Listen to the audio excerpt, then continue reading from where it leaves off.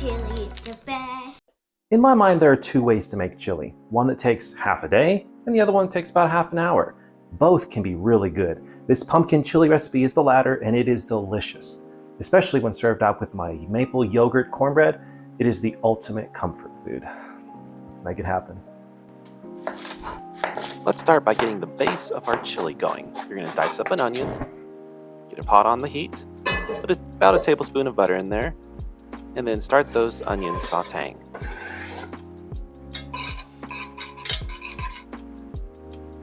Then grab a bell pepper and dice that up as well. Now you're going to be sauteing these over a medium to low heat because you really want them to take their time and develop flavor. Now add some seasoning.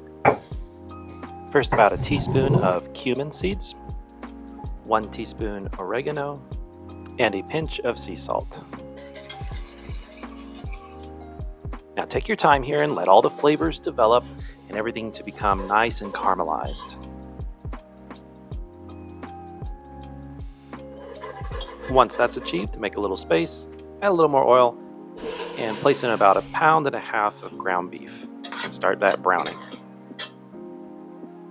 Now here I'm adding 3 tablespoons of my chili sauce, and if you want to know how to make this, I will put a link in the description below, so check that out. But if you don't have this or don't want to make it, you could easily substitute this for just some chili powder. The sauce, however, is so good and it adds a lot of flavor. Now I realize that I forgot to add the garlic, but don't worry, just add the garlic now, about 4 crushed cloves, and everything's going to be fine. Now let everything saute until your chili looks silky and caramelized. Next, add 1 can of pumpkin puree. You could use fresh pumpkin. I've used both before, and honestly, the can is a little better. Then also add 1 can of tomato sauce, another pinch or 2 of sea salt, some black pepper, and some pumpkin pie spice. Of course, I'll put all these ingredients in the description below. Now give it a minute or 2 for everything to melt together. Also right here you can add a drizzle of honey.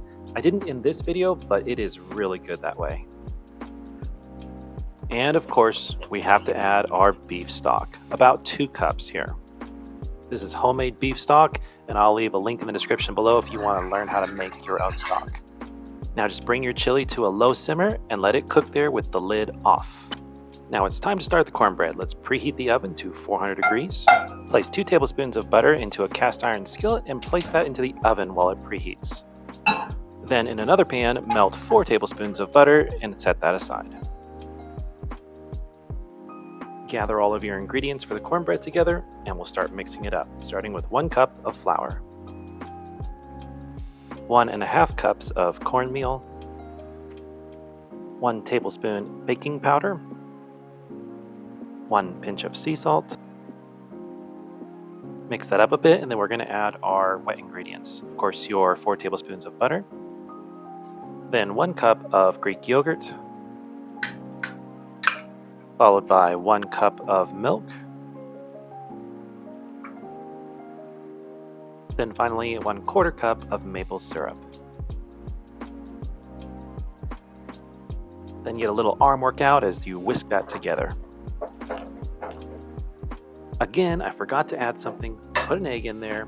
Everything's going to be fine. It's all right. We are home cooks. We're allowed to make mistakes.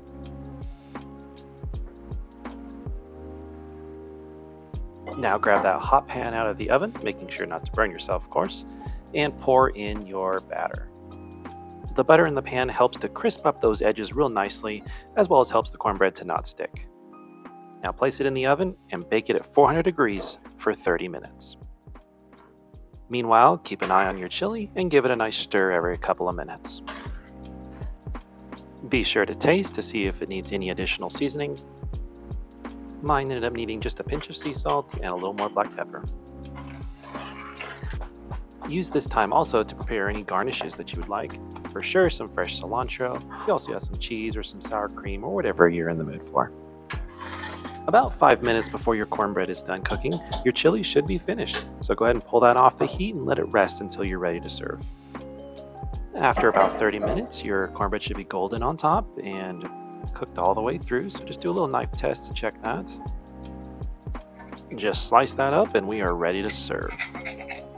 This chili has that buttery caramelization and a little warm heat from that ancho chili sauce, and of course a little sweetness from the pumpkin and the honey. And the cornbread is moist and crispy on the outside. It doesn't need anything on it. It's delicious as is. Now, of course, we got to see if the kids will eat this. But first, if you've been enjoying these recipes and videos, please be sure to hit that subscribe button because there's a lot more home-cooked recipes coming your way. It's tiny taste testers time.